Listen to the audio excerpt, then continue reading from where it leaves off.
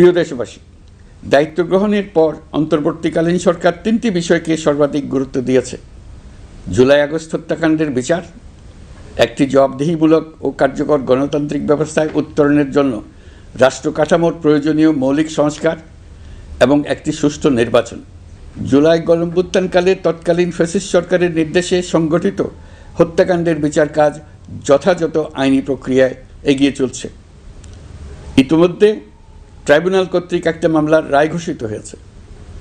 আন্তর্জাতিক অপরাধ ট্রাইব্যুনাল স্বাধীন ও স্বচ্ছ প্রমাণভিত্তিক বিচার প্রক্রিয়ার মাধ্যমে দেশের ছাত্র, শ্রমিক ও সাধারণ জনগণের উপর নির্বিচার হত্যাকাণ্ডের প্রধান নির্দেশদাতা হিসেবে পতিত ফ্যাসিস্ট সরকারের প্রধান শেখ হাসিনাকে মৃত্যুদণ্ড প্রদান করেছে।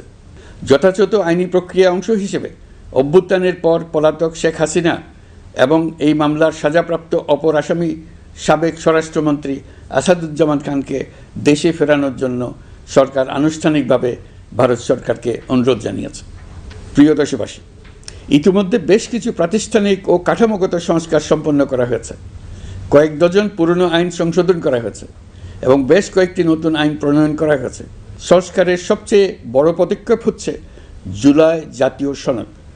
মৌলিক সাংবিধানিক সংস্কার নিশ্চিত করার জন্য এটি আদেশ আকারে জারি করা হয়েছে। জুলাই জাতীয় সনদ বাস্তবায়নে এখন নাগরিকদের অনুমোদন নেওয়ার পালা। তাই আগামী নির্বাচনে আপনাদের সিদ্ধান্ত অপরিসীম গুরুত্বপূর্ণ। গণতান্ত্রিক ভবিষ্যতের পথরেখা এখান থেকেই সূচিত হবে। আগামী সংসদ নির্বাচনের সময় একই সঙ্গে জুলাই জাতীয় সনদের উপর গণভোট অনুষ্ঠিত হবে। এই গণভোটে আপনারা হ্যাঁ না ভোটের মাধ্যমে সংস্কারের পক্ষে বা বিপক্ষে মতামত দিন।